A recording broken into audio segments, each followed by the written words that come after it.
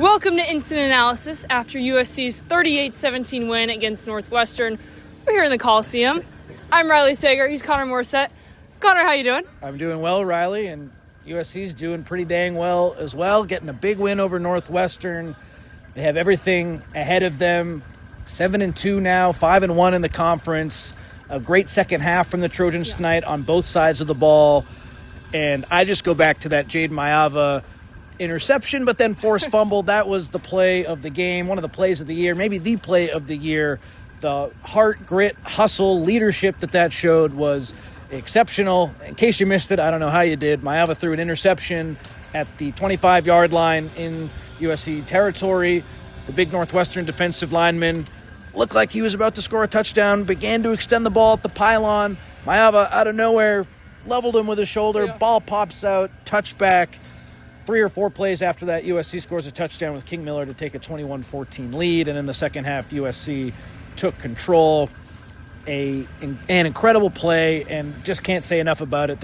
Your quarterback shows that kind of mental fortitude and just makes a hell of a play. That really changed the game. I still think USC had a good chance to win in the second half, but Northwestern would have had all the momentum being up 21-14, totally changed everything. Fantastic play.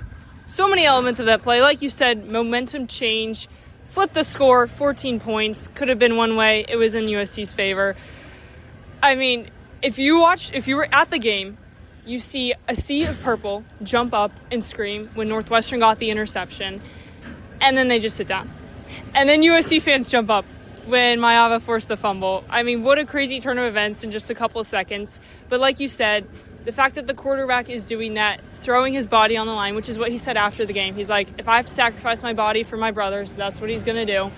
And Kamari Ramsey talked about it after, and he's like, if our quarterback is doing that, that just boosts the energy so much, team morale. Like, now we go out there and we give it right back after the drive, of course.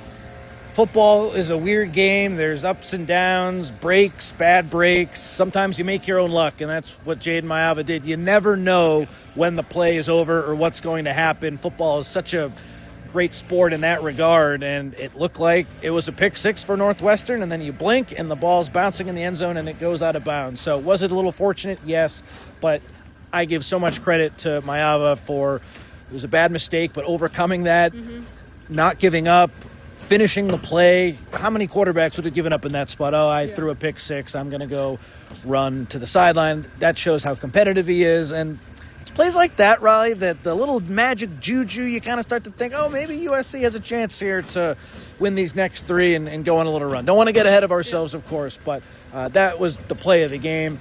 And then just overall thoughts. USC's offense back to being explosive tonight. That was great to see. Over 400 yards for the first time since the Michigan game. They were close to 500 yards, and they pulled all the first-team players at the end of the game, so it could have been even worse. Makai Lemon bounced back tonight, where he had 6 catches combined in USC's last 2 games, 11 for over 100 yards and a touchdown, as well as a rushing touchdown tonight. Jacoby Lane with a ridiculous catch on that fade ball, and he made some other really nice plays. King Miller over 100 yards and a touchdown, a nice 55-yard run from him tonight. If USC's offense is executing at that level, and hey, Northwestern's defense is pretty good. They're not some pushover unit. That was very impressive, especially in the second half. I thought USC played a really nice game on both sides of the ball. But first half, too, getting to 21 points, that stood out to me. And I think that's the recipe for USC. Be explosive on offense. The defense, just don't lose the game for them. That's what we saw tonight. Yeah, USC 482 total yards, Northwestern only 280. USC over doubled Northwestern's passing yards. Going into it, you expected Northwestern to have a strong run game. USC knew that. That's what they had to protect. But then you also have to be aware if they run it 3-4 times and then it opens up, something for any receiver, you have to be careful. You could see the blueprint for Northwestern at the beginning of that game. Absolutely. It was running it with Komalafe, who was over 100 yards, had the touchdown. He did have a nice game, but USC adjusted and bottled him up in the second half much better. Northwestern was also without its second running back tonight, but hey, you go up against who you go up against. The pick plays early in the game, the short passes, that was giving USC some trouble, and then the Trojans adjusted, and I give them a lot of credit for that.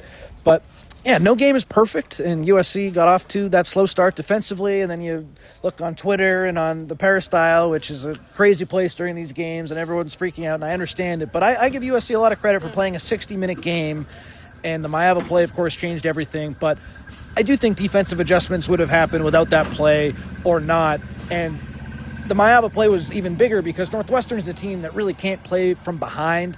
They need to either be within a touchdown or have the game tied or be playing with a lead. They're just not explosive enough to come back from a big deficit. And when Lemon scored that 4-yard rush, that pretty much ended the game because Northwestern they're not capable to come back from multiple scores. So great adjustments from the defense. We saw some 3 linebacker play in the second half, which worked with Gentry and Jaden Walker and Desmond Stevens. Jaden Walker was even lining up defending a receiver or tight end like by the boundary. That's how much USC didn't think of that passing attack or didn't think of that passing attack for Northwestern. They were having a linebacker go out on one of the receivers, but it worked. I give him credit. It was smart.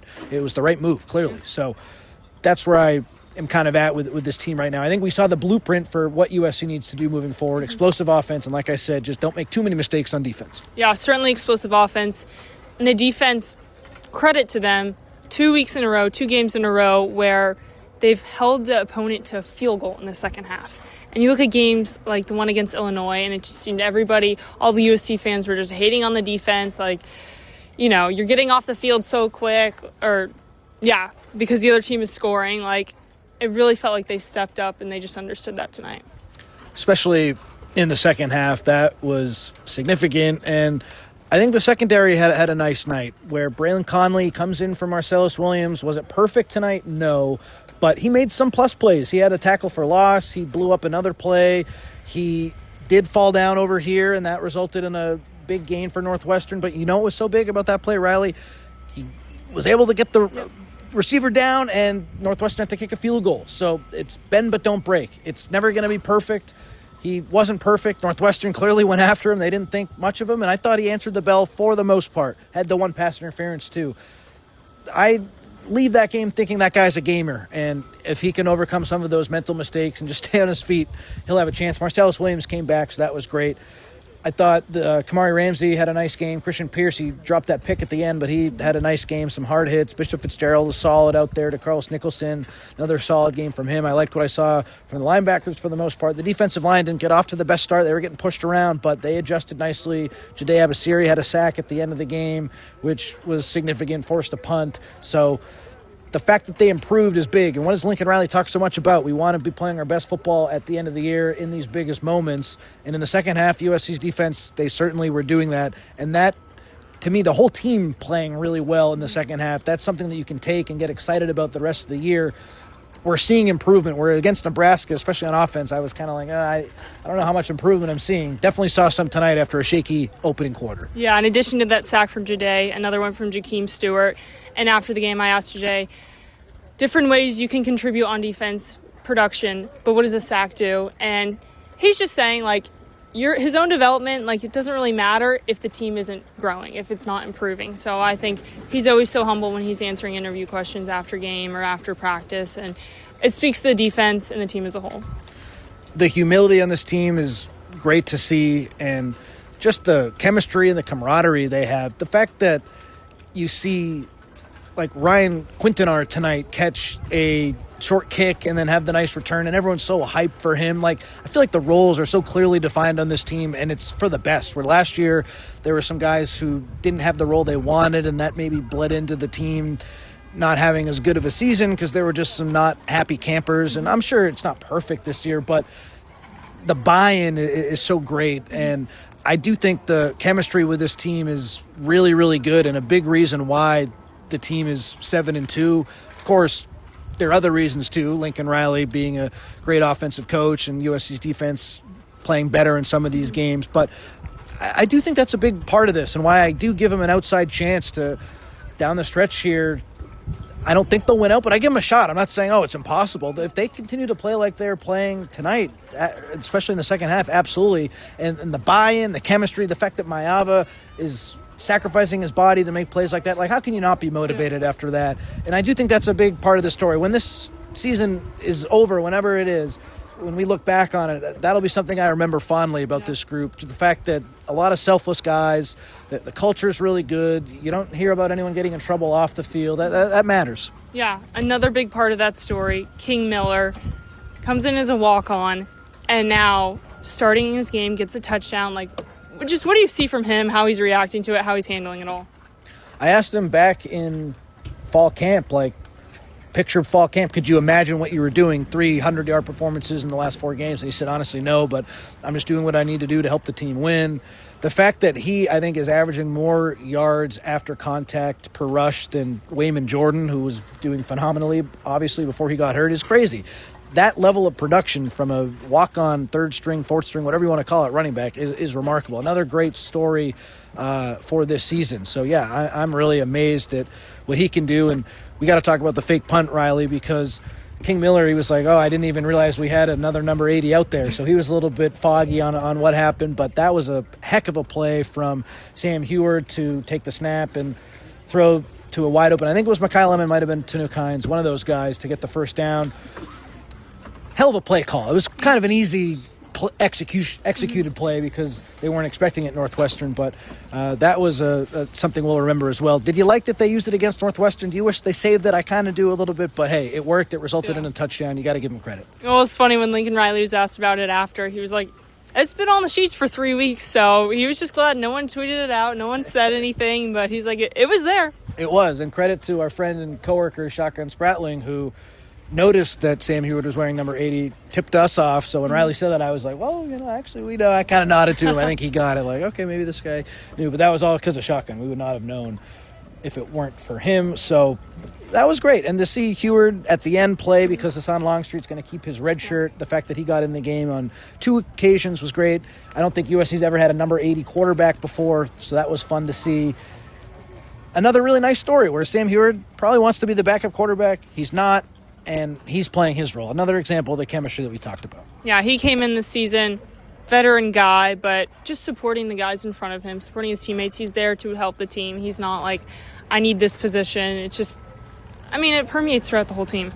Absolutely. It's a huge part of this year, and we'll see it continue against Iowa.